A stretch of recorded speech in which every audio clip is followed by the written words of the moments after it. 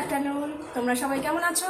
আশা করি ভালোই আছো, আমিও ভালো আছি। আর আজকে হচ্ছে সোমবার, সোমবারের এখন দুপুর 12:30 বেজে গেছে।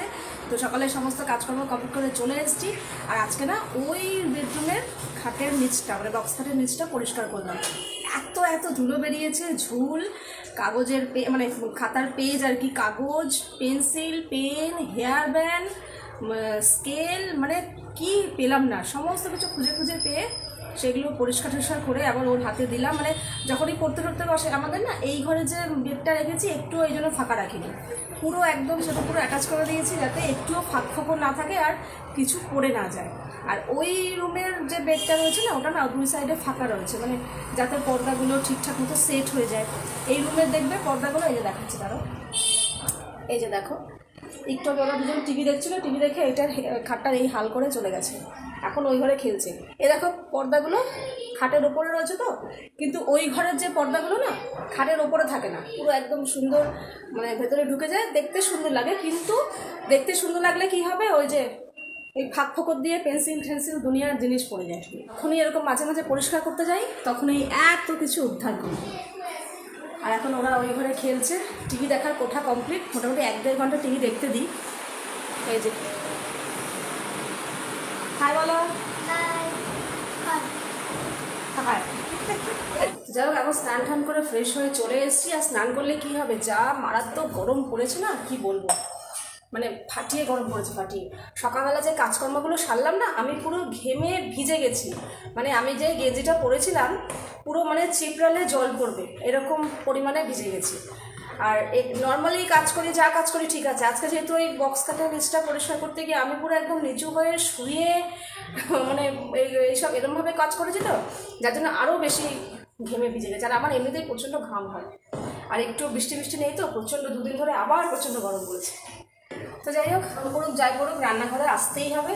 তো চেষ্টা করি একটু তাড়াতাড়ি করে রান্নাবান্না, ও বলি তাড়াতাড়ি করে রান্নাঘর থেকে বেরোবো, কিন্তু এই যে রান্নাঘরে ঢুকবো, রান্না করবো, তারপরে এখানে খাবো, খাওয়ার পরে আবার বাসন মাজা, কাজ করা, এই করতে করতে সব সেরে সেরে ঘরে ঢুকতে ঢুকতে আমার 3টে, 3:30, 3:15 এরকম বেজে যায় প্রতিদিন। তো যাই হোক, আর কেন বাঁচবে না, আমি রান্নাঘরে ঢুকতে ঢুকতেই তো আমার 12টা, 12:30 বেজে যায়।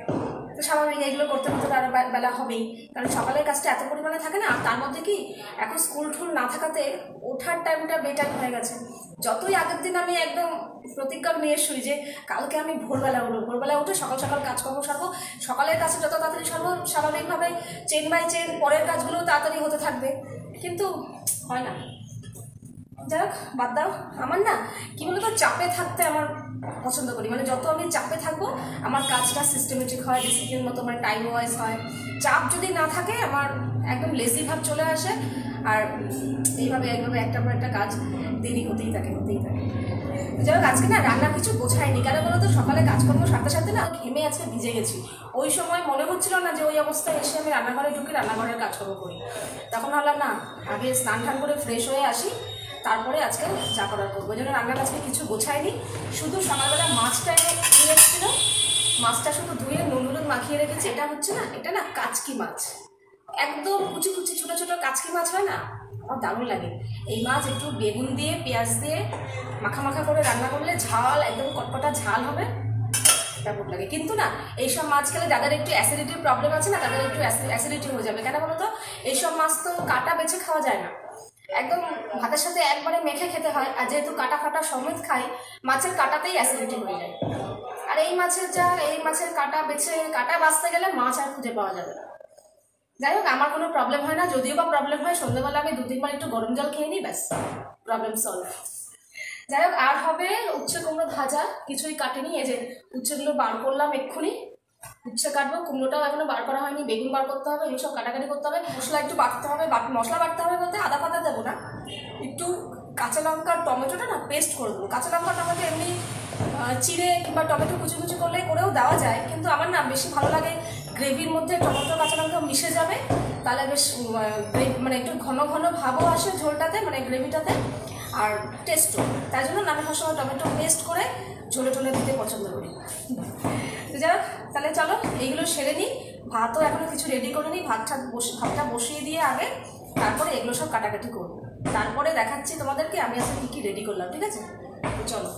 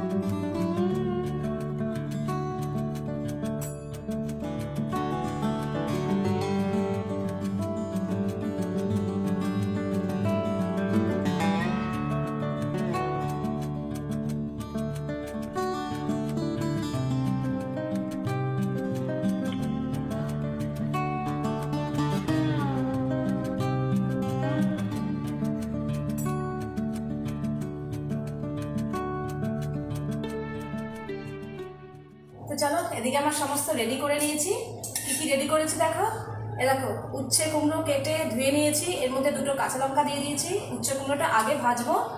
আর মাছ তো দেখিয়েছি, মাছের জন্য এই যে এরকম লম্বা লম্বা করে বেগুন কেটে নিয়েছি, সরু সরু করে লম্বা লম্বা করে বেগুন দিয়ে এই মাছটা হবে। আর এই মাছের জন্য এরকম লম্বা লম্বা করে পেঁয়াজ কেটে নিয়েছি। আর এখানে 3-4 কোয়া রসুন রেখেছি গোটা। এটা তেলের মধ্যে রসুনটা একটু থেতো করে ফোড়ন দেবো। তারপরে যেইভাবে কালো জিরে ফোড়ন দিয়ে পেঁয়াজটা ভাজা ভাজা করে মশলা দিয়ে যেভাবে রান্না করে সেভাবে। আর এখানে মশলা রেডি করে নিয়েছি, টমেটো পেস্ট আর কাঁচা লঙ্কা পেস্ট করে নিয়েছি, আর হলুদ গুঁড়ো লঙ্কার গুঁড়ো মিশিয়ে রেখেছি, আর 2টো কাঁচা লঙ্কা গোটা দিয়ে দিয়েছি। ইন্দ্রর ঝাল ও ডোলে খেয়ে নেবে, প্রবলেম নেই। আর মাছ তো ধুয়ে নুন মাখিয়ে রেখেছি বলেছি। ভাতও ফুটে গেছে, ভাত এখানে রেখে দিয়েছি। আর এখানে না কালকে আমি রাত্রেবেলা আলু ভেজেছিলাম। যে কোনো ভাজাভাজি করলে না আমি কড়াই মাজি না, ওইভাবে তেল সহ রেখে দিই। পরের দিন যখন আবার রান্না বান্না করি, কিছু ঝোলের ডালে যাই হোক রান্না করি, একবারে কড়াই ভেজে দিই, ঠিক আছে। আর তোমরা অনেকে, আমি এই কথাটা বলতে না আমার মনেই থাকে না, অনেকেই জিজ্ঞাসা করো তোমার কড়াই এত পরিষ্কার থাকে কেন, কি করে এত চকচক রাখো। আমি না একটু পিটপিটা আছি, মানে পিটপিটা যাই না কেন, আমি যখন কড়াই তো অবশ্যই করে রান্না করতে গেলে কড়াই পুড়বে না এমন কোনো কথা আছে। তার মধ্যে এই কড়াইটা আমার অনেক পুরনো কড়াই, একদম পাতলা হয়ে গেছে। আর দেখবে কড়াই যত পাতলা হয়ে যাবে না, তত অল্প রান্নাতেই পুড়ে ওঠে বেশি। এটা হচ্ছে সেটাই, মানে সেই ব্যাপার। আমার আরও 2টো কড়াই আছে, ওই কড়াই 2টো বেশ মোটা মোটা, ওগুলো একটু কম পড়ে, কিন্তু ওগুলো না একটু সাইজের বড়। যদি আমি তেমন কিছু মানে চাউ রান্না করলে, কিংবা ওই লাউ শাক, কুমড়ো শাক, পুঁই শাক, এরকম শাক জাতীয় জিনিস রান্না করলে অনেক বেশি বেশি সবজি টবজি দিয়ে বড় জিনিস লাগে, তখন ওই বড় কড়াইগুলো বার করি। কিংবা অনেক দেরি হয়ে গেছে, 2টো কড়াইতে বসাবো, তখন ওই কড়াই বার করি। নাহলে নর্মালি আমি সবসময় এই কড়াইটাই ব্যবহার করি। এটা ছোটোর মধ্যে হালকা পাতলা, এটাতে রান্না করতে আমার সুবিধা হয়। আর যখনই পূর্বে তো অবশ্যই পড়ে, কিন্তু আমি কি করি যখন কড়াই মাজি, নর্মালি আমি যেরকম ডিশওয়াশ বার দিয়ে স্কচ ব্রাইট দিয়ে বাসন মাজে সবাই, আমিও সেইভাবেই মাজি, আলাদা কিছু ইউজ করি না। তবে কড়াই মাজার জন্য স্টিলের একরকম পাওয়া যায়, ওগুলো যদি বেশি পুড়ে যায় তখন ওটা ইউজ করি, নাহলে নর্মালি স্কচ ব্রাইট দিয়েই মাজি। কিন্তু কড়াই মাজার পর আমি একবার জল দিয়ে ধুয়ে দেখে নিই কোথাও কোনো পোড়া দাগ আছে নাকি। যদি সামান্য একটু হলুদের দাগ, তেলের দাগও থাকে না, ওটাকে আমি আবার ডলে ডলে ডলে ডলে পরিষ্কার করি, মানে একদম যেন কোথাও একটা ছিটা পর্যন্ত দাগ না থাকে, এরকম। তো এই হলো ব্যাপার। আমি এই জন্যই আমার কড়াই সবসময় পরিষ্কার থাকে। তো যাই হোক, তো চলো আগে রান্নাটা বসিয়ে নিই, উচ্ছে কুমড়োটা আগে ভেজে নিই, তারপর মাছ করবো। আর এই মাছ করতে বেশিক্ষণ টাইম লাগবে না, কারণ আলু নেই। আলু দিলে দেখবে আলু সেদ্ধ হওয়ার একটা ব্যাপার থাকে। তো বেগুন তো এমনি ভাজলেই ব্যাস হয়ে গেল।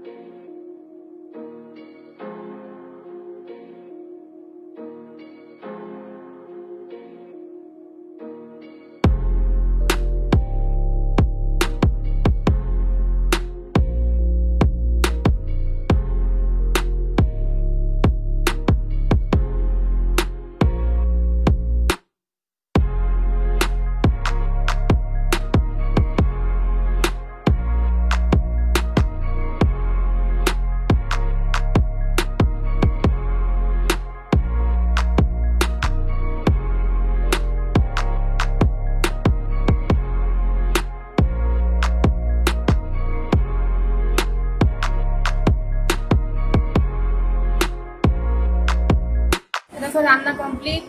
এ হচ্ছে উচ্ছে কুমড়ো ভাজা, আর এই হচ্ছে কাচকি মাছের ঝাল।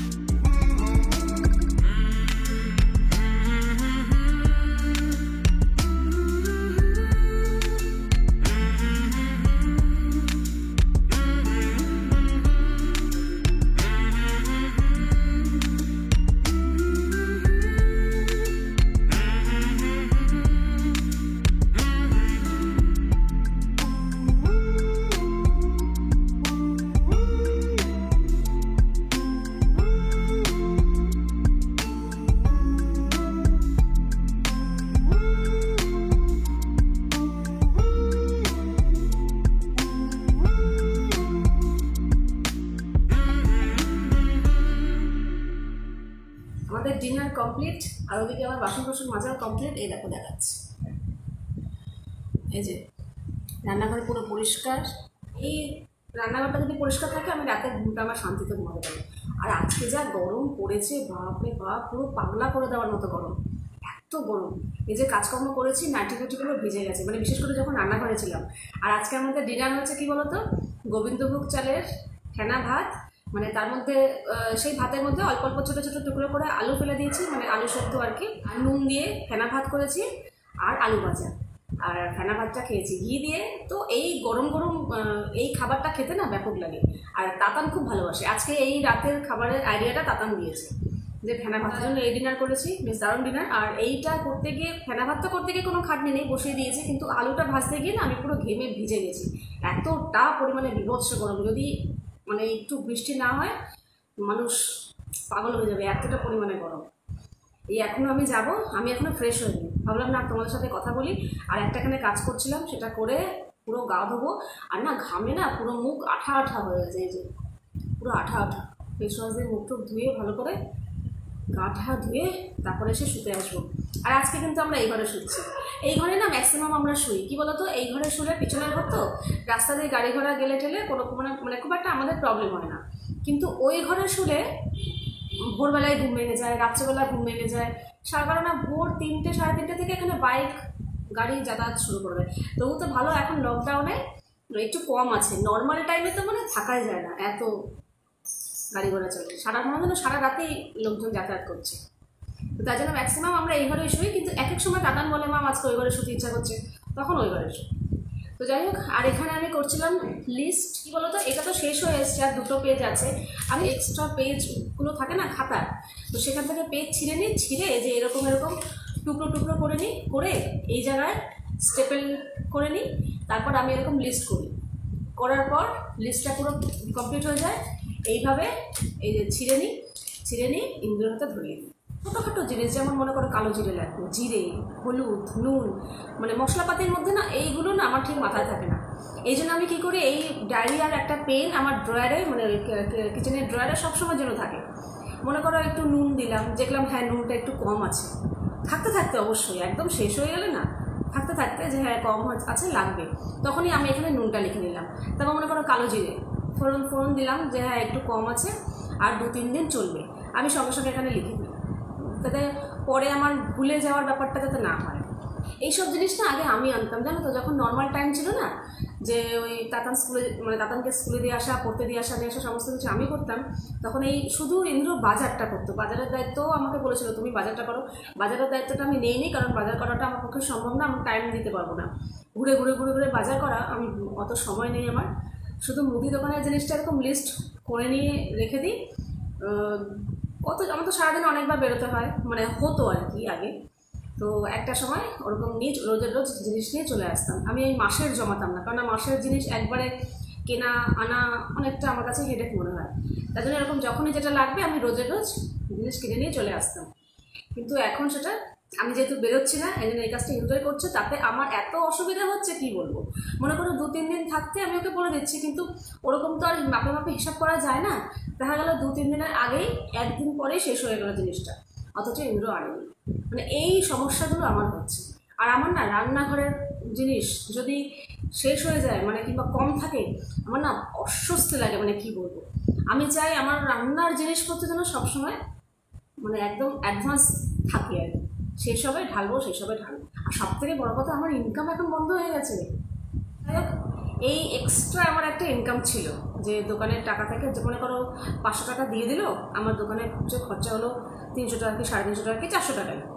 তো ও আর কোনোদিন টাকা দিয়ে না, কোনোদিন হিসাব নেয়নি যে তোমাকে এত টাকা দিলাম, এত টাকা কিছু হলো, কোনোদিন হিসাব নেয়নি। তো ওটা আমার থেকে যেত। এই লকডাউনে আমার ইনকামও এখন বন্ধ হয়ে গেছে। এই যে মুদি দোকানের মানে খরচা থেকে যে টুকটাক আমি আমার পকেট ভরাচ্ছিলাম, সেটা এখন এই 5 মাস ধরে টোটালি বন্ধ। অলরেডি শুয়ে পড়ছিলাম, অনেকক্ষণ আমার আগে বলেছে যে আমরা শুয়ে পড়লাম, তুমি আসো। আমার এখন কাজই হয় না, কাজই হয় না। বলে তুমি কি এমন কাজ করো, তোমার কাজই শেষ হয় না, কাজই শেষ হয় না। এরা আসলে বুঝবেই না যে আমাদের হাউসওয়াইফদের রান্না করা, খাওয়া দাওয়া ছাড়াও আরও অনেক এক্সট্রা কাজ থাকে। খাওয়ার পরে টেবিল পরিষ্কার করা, এই বাসন মাজা, টুকটুক টুকটুক করে জোর করে কত কাজ। যাকে চলো, অনেক কথা বলে ফেললাম, প্রচণ্ড গরম লাগছে, এখন গাটা ধোবো, গাটা ধুয়ে ফ্রেশ হয়ে শোবো। তাহলে চলো আজকের ভিডিওটা। আরেকজন আমাকে বলেছিলে যে সকালে যে কালকের তাতানের যে ডেলি মানে সানডে রুটিনের যে ভিডিওটা দিয়েছিলাম, আমি ব্রেকফাস্ট একটা বানিয়েছিলাম চাল দিয়ে, তো সেটা আরেকবার বলতে। তো সেটা কি বলো তো, একদম ইজি। আমি যেদিনকে ওটা করার কথা ভাবি, আগের দিন আমরা যে নর্মাল চাল খাই, সেই চাল যতটুকু প্রয়োজন ভিজিয়ে রাখি, সারা রাত পুরো ভেজে সকালবেলা ব্রেকফাস্ট করার ঠিক আগে মানে বানাবো, ওই সময় চালটাকে অল্প একটু জল দিয়ে, যতটুকু জল প্রয়োজন আর কি, বাটি মিক্সিতে বেটে নিয়ে তার মধ্যে অনেক রকম সবজি দেওয়া যেতে পারে, গাজর, ক্যাপসিকাম, টমেটো, অনেক কিছু সবজি দেওয়া যেতে পারে। কিন্তু সকালবেলা আমি অত ঝামেলা করি না, নর্মালি পেঁয়াজ, কাঁচা লঙ্কা আর নুন দিয়ে ভালো করে ব্যাটারটাকে রেডি করি। খুব ঘনও না, খুব পাতলাও না, এরকম রেডি করে ওরকম ছোটো ছোটো ছোটো করে গোলা রুটির মতো ভাজি। ওটা বেশ সুন্দর, শুধু শুধুও খাওয়া যায়, কোনো খারাপ লাগে না। আর সস কিংবা চাটনি কিংবা অন্য কিছু ভাজাভুজি তরকারি হলো তো আর কোনো কথাই নেই। বেশ হেলদিও খাবার, ভালো খাবার, আর চটজলদি হয়ে যায়। আর ঠিক আছে, রেসিপিটাও বলে দিলাম। তাহলে চলো আজকের ভিডিওটা এখানে শেষ করছি। আবার দেখাবে তোমাদের সাথে নেক্সট ভিডিওতে। তোমরা সবাই খুব ভালো থাকবে, সাবধানে থাকবে, সুস্থ থাকবে। তাহলে love you all, good night and tata.